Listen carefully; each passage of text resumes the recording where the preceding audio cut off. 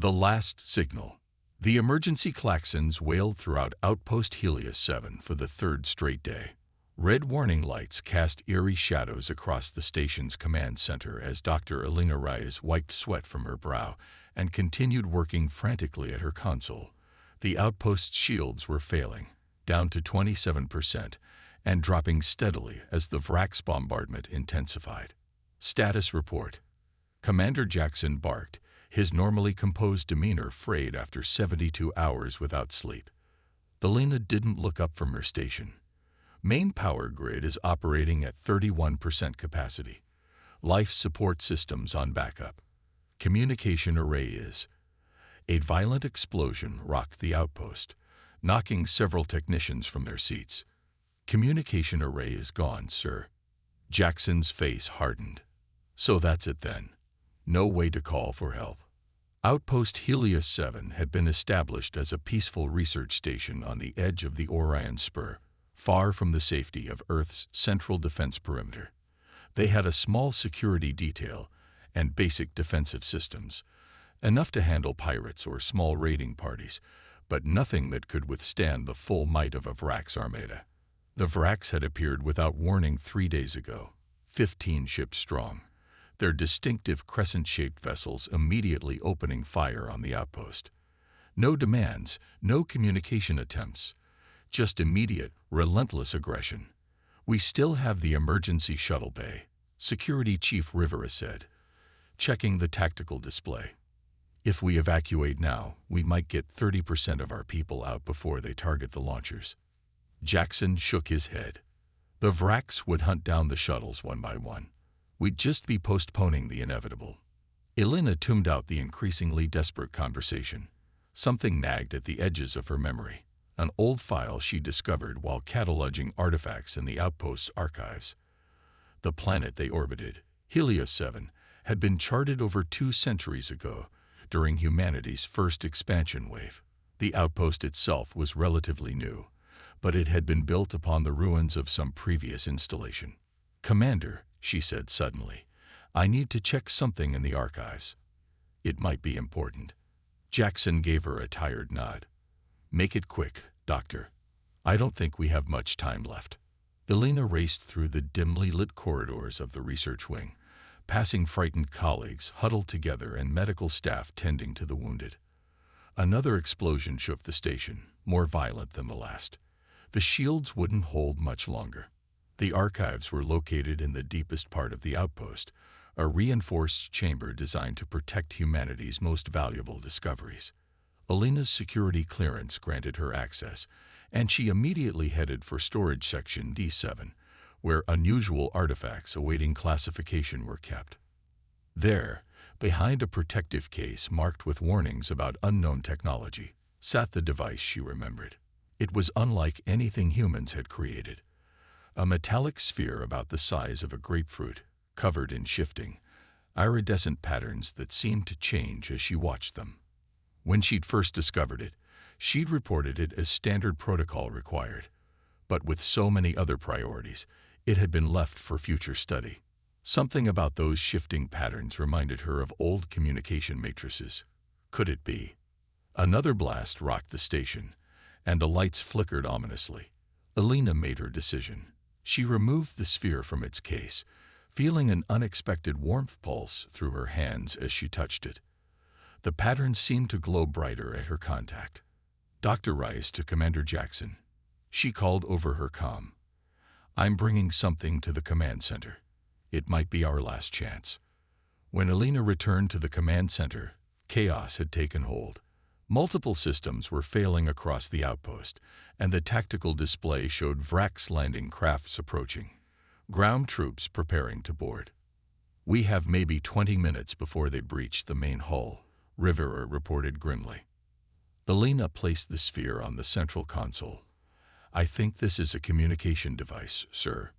Ancient tech, but possibly far more advanced than ours." Jackson studied the sphere with skeptical eyes. "What makes you think that?" "The pattern algorithms are similar to quantum signal matrices, but vastly more complex. I believe it might be able to send a signal through subspace channels our systems can't access." "To who?" Rivera asked. Earth is 2 weeks away at maximum FTL. No help would reach us in time. Elena shook her head. I don't know, but it was found here on this planet. Maybe whoever left it behind is still out there. Commander Jackson stared at the tactical display showing the approaching Vrax ships, then back at the mysterious sphere. At this point, we have nothing to lose. Do it. Elena connected the sphere to the outpost's remaining power supply.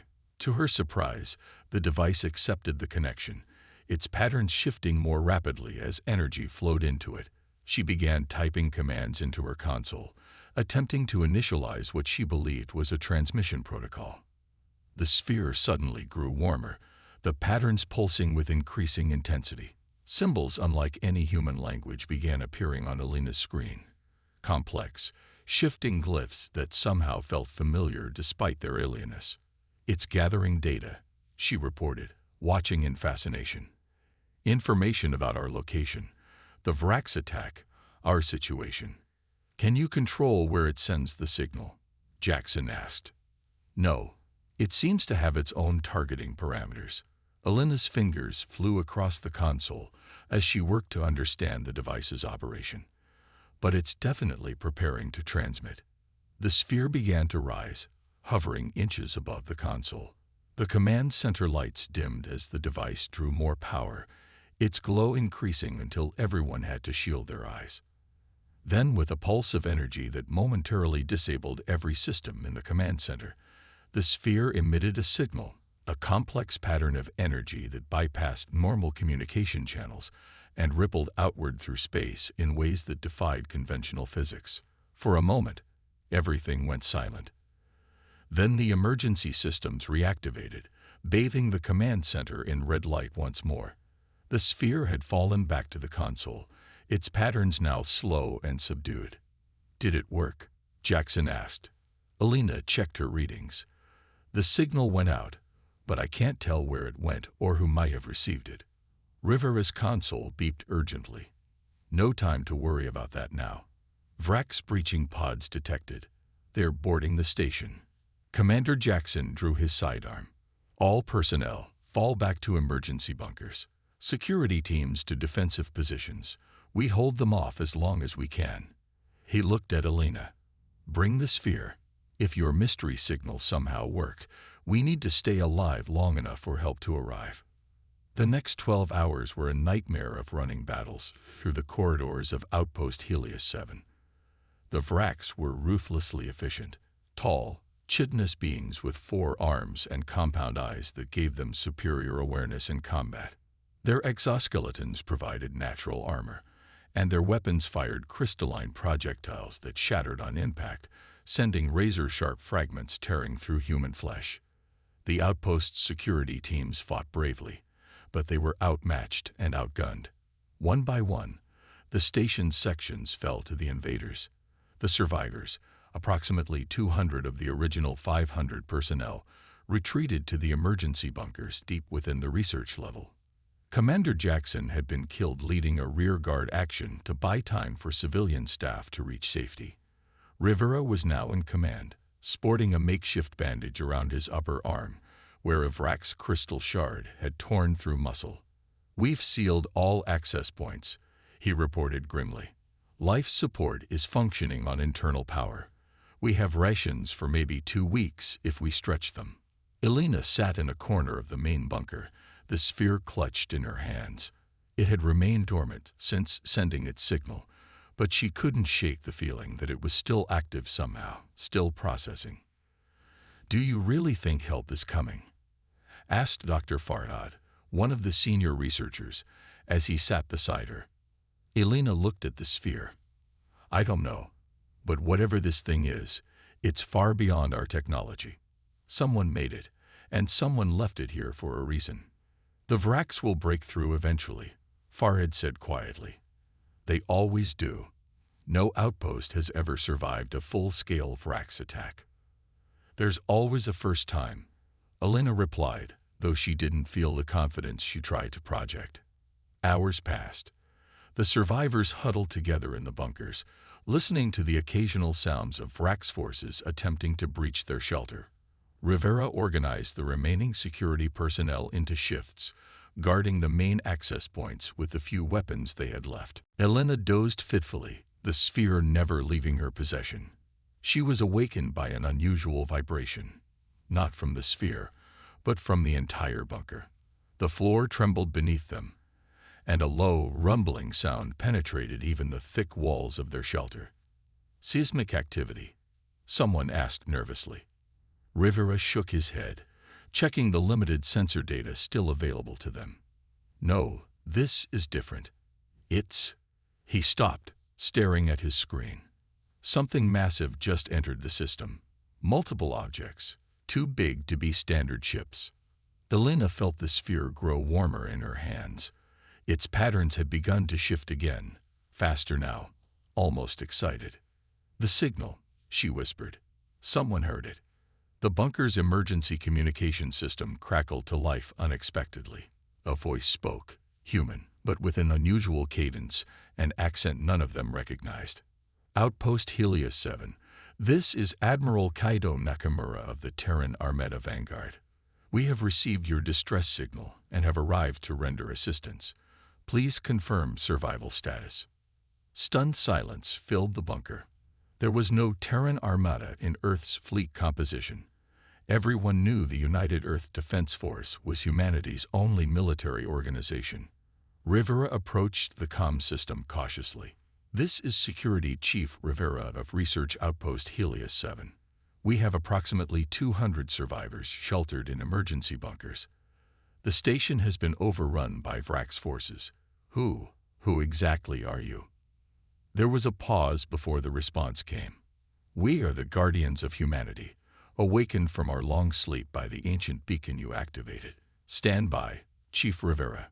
The Vrax threat will be neutralized shortly." The rumbling intensified. Through the bunker's limited sensor feed, they could see new contacts appearing in orbit around Helios 7. Massive vessels dwarfing even the largest Vrax ships. Their design was unlike anything in known space. Sleek, angular craft that seemed to bend light around their hulls. "Those can't be human ships," Farid whispered. "They're too advanced." Elena looked down at the sphere, which now pulsed with steady, rhythmic light. "I think they are human," she said, "just not the humans we know." Above them, the battle had begun. The mysterious fleet engaged the Vrax Armada with weapons that defied understanding. Beams of focused energy that cut through Vrax shields as if they didn't exist, gravity weapons that crushed entire ships into compressed metal balls, and swarms of autonomous combat drones that moved with impossible speed and coordination. It wasn't a battle. It was an extermination. Within 30 minutes, every Vrax ship in the system had been destroyed. The ground forces within the outpost, cut off from their fleet, fought desperately but were systematically eliminated by squads of armored soldiers who teleported directly into the station. Another technology that should have been impossible by human standards. 3 hours after the mysterious fleet's arrival, the bunker doors opened to reveal a tall woman in an elegant gray uniform adorned with symbols none of the survivors recognized. Behind her stood soldiers in powered armor unlike any Earth military design. "I am Captain Aiko Nakamura," the woman announced. "The outpost is secure. You may come out safely now." Rivera stepped forward cautiously. "Thank you for your assistance, Captain, but we still don't understand who you are." Captain Nakamura's eyes, clearly augmented with some form of cybernetic enhancement, scanned the gathered survivors until they fell on Elena and the sphere she held. "You activated the beacon," she said, approaching Elena. "May I?" Elena handed over the sphere, watching as the patterns brightened significantly at the captain's touch. "This is a sentinel beacon," Nakamura explained, her voice taking on a reverent quality. "One of thousands placed throughout former Terran space before the Great Sleep. They were designed to activate only in humanity's darkest hour, when extinction seemed imminent." "Former Terran space?" Farhad questioned. "Great Sleep? What are you talking about?" Captain Nakamura smiled sadly. "Your histories are incomplete, Dr. Farhad. The truth about humanity's past was deliberately hidden from you, for your own protection. The sphere projected a holographic display, star charts showing thousands of worlds marked with the same symbol that adorned Nakamura's uniform. Once, humanity ruled the stars, she said simply. Our empire spanned 3 galactic arms. Our technology was unmatched among the known species, but we faced an enemy we could not defeat through conventional means. Elena stared at the projection in disbelief. That's impossible. Humans have only been in space for a few centuries. No, Nakamura replied. Humans as you know them have only been in space for a few centuries. After the Great War, when defeat seemed inevitable, our ancestors enacted the Preservation Protocol. Most of humanity was returned to Earth, their memories and technological knowledge suppressed to hide us from our enemy. Earth itself was disguised as a developing world, protected by stealth technology beyond your comprehension. She gestured to herself and her soldiers. A portion of humanity, the Terran Armada and key civilian populations, was placed in stasis, hidden between the stars. We were programmed to awaken only if the Sentinel beacons detected a threat to humanity's survival that the protected colonies couldn't handle alone. The survivors exchanged shocked glances as Captain Nakamura continued. Your signal reached us. We have returned. And now, after 5,000 years of sleep, we will reclaim what was once ours and ensure humanity never faces extinction again. The Awakening. Admiral Kaido Nakamura stood on the bridge of the Indomitable, flagship of the Terran Armada's First Fleet. Through the massive view screen, he watched as his ships systematically dismantled the remaining Vrax presence in the Helios system. The battle, if it could even be called that, was less a military engagement and more a technological demonstration, the difference between a spear and a fusion cannon. Status report, he commanded, his voice carrying the weight of 5 millennia of responsibility. His executive officer, Commander Himura, approached with a holographic display. The Vrax battle group has been neutralized. 14 vessels destroyed, 1 captured for analysis. Ground forces have secured the human outpost and eliminated all Vrax boarders. Casualty reports indicate 137 outpost personnel dead, 212 survivors. Medical teams are attending to the wounded now. Nakamura nodded solemnly. And the beacon? Recovered intact, Admiral. It performed exactly as designed, dormant until needed, activated by human touch in a crisis situation. The Admiral turned to the tactical display showing the wider region of space. What's the status of other human settlements in this sector? Himura expanded the hologram. We've detected 7 colonies and 15 outposts within 50 light years. Intelligence is still compiling data on their technological development and defensive capabilities, but preliminary analysis suggests none would withstand a determined Vrax assault. And Earth, still protected by the ancient stealth arrays, the Preservation Protocol remains in effect. Earth appears to outside observers as a moderately advanced world with limited FTL capability and conventional defensive systems. Nakamura's enhanced eyes narrowed. The Preservation Protocol had been humanity's last, desperate gambit 5,000 years ago, hiding their true nature from the galaxy while placing the majority of their population in technological regression. Only a small portion of humanity, the Armada and essential scientific and leadership personnel, had been preserved in their original state, placed in stasis to await the day they would be needed. That day had apparently arrived. The Vrax weren't known to us before the sleep, Nakamura mused. A new predator species, or perhaps a tool of our old enemy. Unknown, Admiral, Himura replied.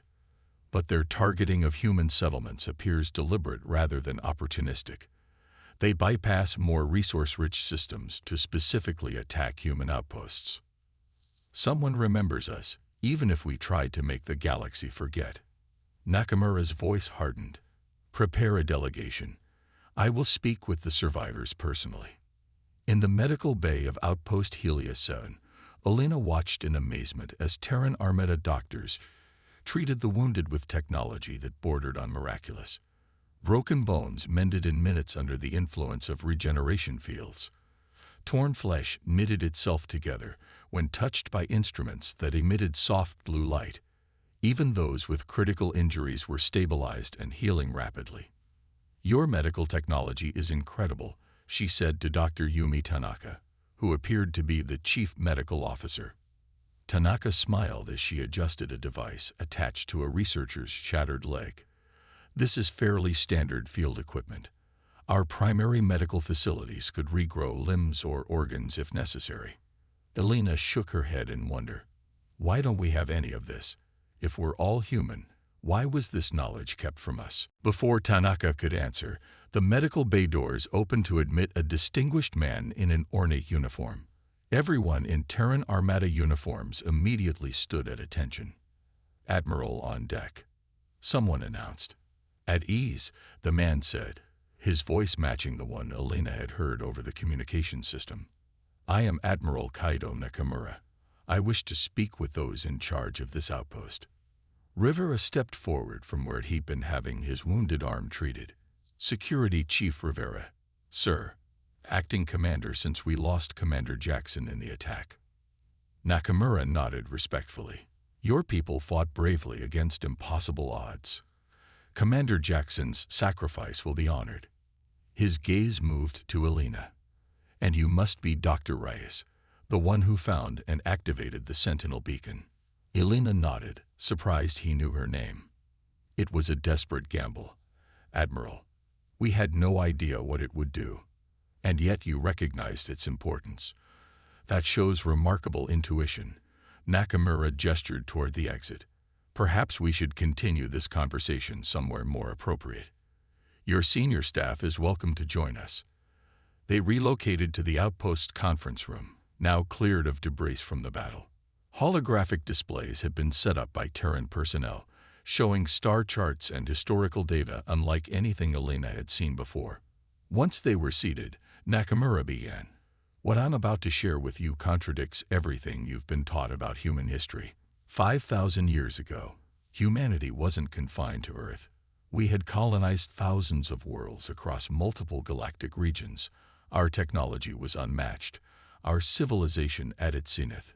He gestured, and the holographic display showed magnificent cities that defy physics, structures that floated among clouds, vast orbital habitats, and ships that dwarfed even the massive vessels that had just saved them. "Then we encountered the Axiom," Nakamura continued, his face darkening. "A species as advanced as our own, but fundamentally opposed to our existence. The war lasted 3 centuries and nearly destroyed us." The display shifted to show devastating battles, worlds reduced to cinders, massive fleets clashing among the stars. "In the end, we couldn't win through conventional means. The Axiom were too powerful, too relentless. Our scientists developed the preservation protocol as a last resort, a way to hide humanity until we could recover and rebuild." Rivera leaned forward. "You're saying human civilization voluntarily regressed, erased its own achievements. Most humans were returned to Earth, their technological knowledge and historical memories suppressed through carefully designed neurological treatments. Earth itself was hidden behind stealth technology and false sensor readings that made it appear as a developing world of little interest. Selected colonies were established with similar protections, allowed to develop independently, but kept below the threshold that might attract the Axiom's attention." "And you?" Elena asked. "The Terran Armada." "We were the insurance policy," Nakamura replied. "Placed in stasis along with our most advanced technology, programmed to awaken only if the Sentinel beacons detected a threat to humanity's survival. Your beacon activated because the Vrax represent an extinction-level threat to human colonies in this sector." Elena processed this information, her mind reeling. "So everything we know about our history, our science, our achievements, it's all just a fraction of what we once were." "By design," Nakamura confirmed. "The suppression was thorough but intended to be temporary. Humanity was meant to slowly rediscover its heritage over thousands of years, advancing cautiously to avoid detection until we were strong enough to face the axiom again. And the Vrax? Rivera asked. Are they related to these axiom? Nakamura's expression grew contemplative. Unknown. The Vrax don't match any species in our records, but their specific targeting of human settlements suggests they know what humanity once was, or could become again. They may be servants of the axiom, or perhaps another power that fears our potential return. Dr. Farhad, who had been silent until now, spoke up. Admiral, with respect, this is difficult to accept. You're asking us to believe that our entire understanding of human history is fabricated. Nakamura nodded sympathetically. I understand your skepticism. Perhaps a demonstration would help. He tapped a command into his wrist device, and a section of the conference room wall shimmered and vanished, creating a perfect view of space outside the station. But it wasn't a window. They could still feel the solid wall when they approached it. Direct neural projection, Nakamura explained. Your minds perceive exactly what exists outside, transmitted directly to your visual cortex. This is basic technology by our standards. He made another gesture, and a small drone materialized in the center of the conference table, not transported there, but assembled molecule by molecule from the surrounding air. Matter manipulation, he continued. The building blocks of advanced fabrication. With a third gesture, he created a holographic representation of DNA strands that expanded to show modifications and enhancements beyond anything in current human medicine. Genetic optimization that eliminated disease and extended human lifespan to several centuries. Cybernetic integration that amplified human cognitive abilities tenfold. He deactivated the displays with a wave.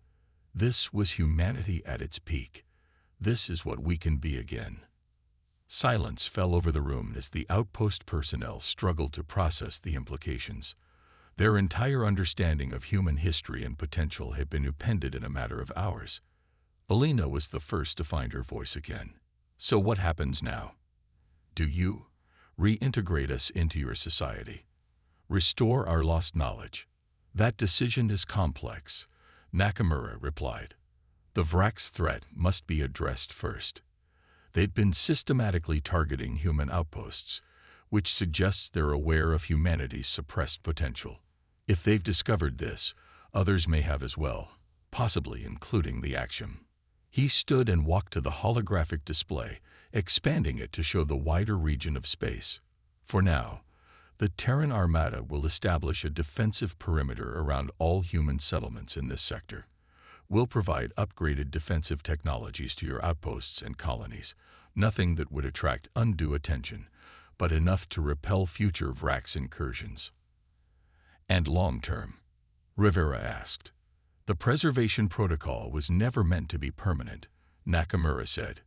It was a strategy for survival, not a permanent way of life.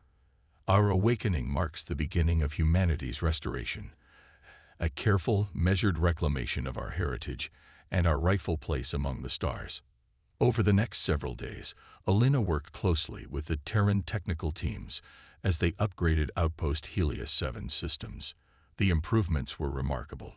Shield generators 10 times more efficient than their previous models, weapons that could actually penetrate Vrax armor, and sensor arrays that could detect incoming ships days earlier than before.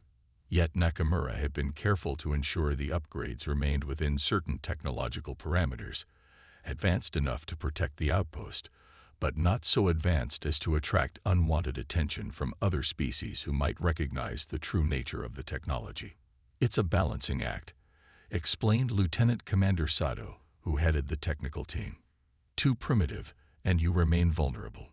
Too advanced, and you become a target for those who remember what humanity once was.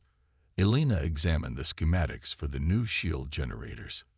These are incredible, but I can see they're deliberately limited. With a few modifications, they could be twice as powerful. Sato smiled. You have good instincts, Doctor. Yes, we're implementing what we call staged technology. Systems designed to be upgraded progressively as your people discover improvements. It creates a believable development timeline for any watching eyes. It's all so calculated, Elena mused. This deception has been maintained for thousands of years. It had to be, Sato replied. The alternative was extinction. On the Indomitable, Admiral Nakamura reviewed the data recovered from the captured Vrax vessel. The ship's systems had been largely destroyed by its crew before capture, but Terran technicians had managed to reconstruct portions of its navigational records. The Vrax originated from the Sagittarius Arm, reported Intelligence Officer Commander Davis.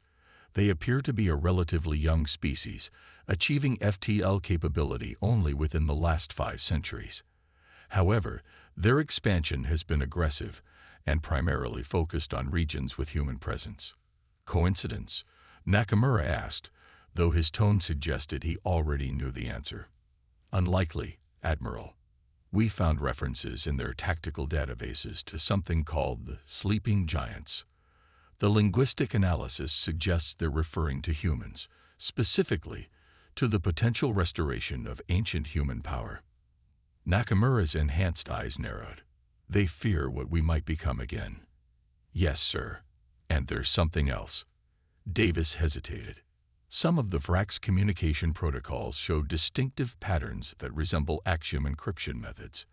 They've been adapted and evolved over time, but the foundation is unmistakable. So the Axiom found proxies to hunt us, Nakamura said grimly. They've been using the Vrax to eliminate human outposts before we could reach our full potential again.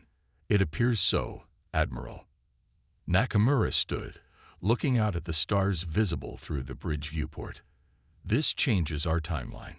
We can no longer afford a gradual reintegration. Inform the fleet. We are implementing Restoration Protocol Alpha. Davis's eyes widened. Sir, Alpha Protocol calls for immediate technological uplift of all human settlements and reactivation of all dormant Terran military installations. I'm aware, Commander. The careful approach has failed. If the Vrax have been targeting us specifically, it means our secret is already compromised. We won't wait to be hunted down one outpost at a time. The cultural shock to the colonies will be severe, Admiral. Perhaps. Nakamura's expression softened slightly. But I've seen how these people responded to crisis. Dr. Rice and her colleagues faced extinction with courage and resourcefulness. They activated the beacon not knowing what would happen. They took a leap of faith because they refused to surrender. He turned back to Davis. That's the humanity I remember. That's who we were before the sleep, and who we can be again. Send the order, Commander. It's time for humanity to awaken fully. On the observation deck of Outpost Helios 7, Elena stood beside Captain Nakamura, watching as more Terran ships arrived in the system. Massive vessels emerging from FTL in perfect formation, their hulls gleaming in the light of the system's star. There are so many, Elena said in awe. This is just the vanguard, Nakamura replied. The first fleet comprises 500 capital ships and their support vessels. The full Armada includes 15 such fleets, awakening even as we speak. Elena turned to her. Why are you telling me this? Admiral Nakamura seemed concerned about revealing too much too quickly. Plans have changed, the captain said. We've confirmed the Vrax have been specifically targeting human settlements under orders from another power, likely the same enemy that drove us into hiding millennia ago. The Axiom? Nakamura nodded. The secrecy that protected us is already compromised. We're accelerating the restoration protocol. What does that mean for us? Elena asked. It means, Dr. Rice, that your people are about to remember who they truly are. Captain Nakamura handed her a small device, similar to the sphere she had found, but smaller and with different patterns. This contains the true history of humanity, along with educational programs to help your people understand the technology we'll be providing. Elena took the device carefully. Won't this be traumatic for some? To learn everything they believed about themselves was deliberately falsified. Perhaps, Nakamura admitted, but it's necessary now. The alternative is watching more outposts fall to the Vrax, or worse, to the Axiom themselves if they've discovered our awakening. A communication chime sounded, and Captain Nakamura checked her wrist device. "The Admiral is requesting your presence aboard the Indomitable, Doctor. It seems you've impressed him." "Me? Why?" Nakamura smiled. "You found the beacon when no one else recognized its significance. You activated it when conventional hope was lost. And you've adapted to the truth about humanity's past more quickly than most." She gestured toward the arrival dock where a shuttle waited. "The Admiral believes people like you, those who can bridge the gap between what humanity is now and what it once was, will be essential in the days ahead." As Elena boarded the shuttle that would take her to the massive flagship, she looked back at Outpost Helios 7, a small, vulnerable human outpost that had suddenly become the first point of contact between humanity's forgotten past and its potential future. The ancient deception was ending. The sleeping giants were awakening, and among the stars, old enemies were about to discover that humanity had never truly forgotten how to fight.